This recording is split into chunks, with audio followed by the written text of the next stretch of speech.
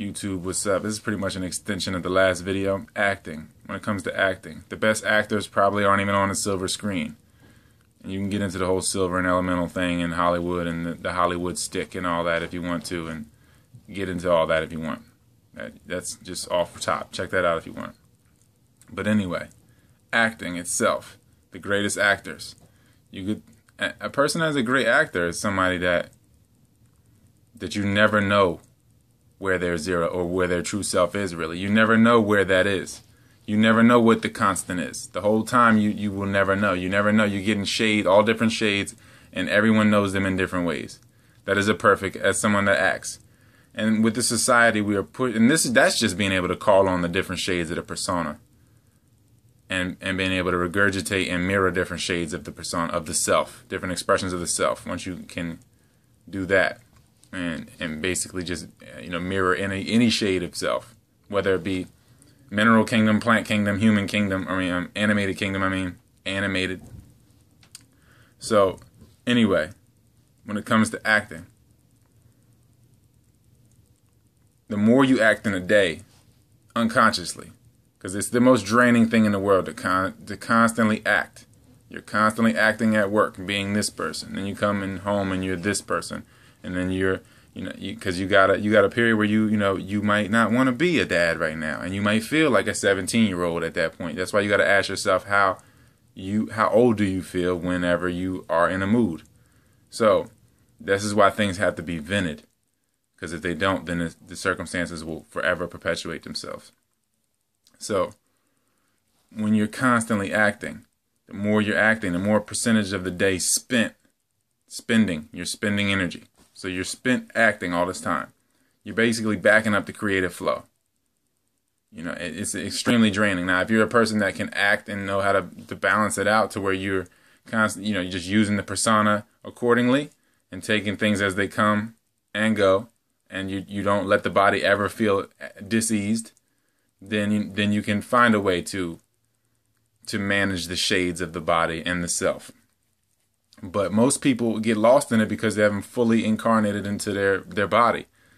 That's why you got to continually challenge the body, continually push it, expand it, expansion, so that you can fully incarnate. Because if not, then you'll just forever be a shade of your fullest potential. And you got to ask yourself, all right, if I'm going to die consciously here and become my whole self, I'm going to fully bring myself into this body and gear this body to where it can house my full self, my full potential, or I'm going to return to the self. So either I'm going to bring the self to me, to this body, or this energy is going to return to the self. And that will manifest in a third party sense as maybe you might die, or any of these type of things could happen like that, where you die. But to the person who is subject, the first person, the self going through it, and Tifereth going through it, to you, as you go through these different transformations and phases, as you graduate and become and fully are incarnate, it could take decades. It could take, this is what we mean by lifetimes, phases, different phases. So as that happens, to that person or persona, to that self, whatever, it's just life. There is no death phase in a sense, really. It's just to the external. That's why I say your death is for others to worry about in a sense. Because to you could return to the self and your body die, but it's just going to be you waking up and having more energy and being more whole one day. And it might be after a life change. It might be after a hair change. Could be after anything, any switch. Somebody might die in your life. Any of these things. There could be just a shift in energy where you wake up one morning and then you feel differently than you did when you went to sleep that night, before you reincarnated that morning. So as you continually incarnate into this body more and more, the more you express life. It's your true self, life itself. The more your full potential will be expressed in life, and you will be a creator. You will be a conscious creator at that point.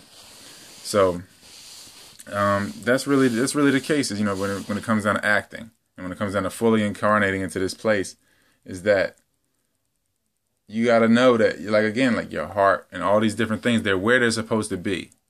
It's just the meantime, dealing with the meantime. Everything is on its way. You got to look at it like it's already there. Like you've already been there. So, yeah, check out my book, The Meantime by R. Bud. It's on Amazon.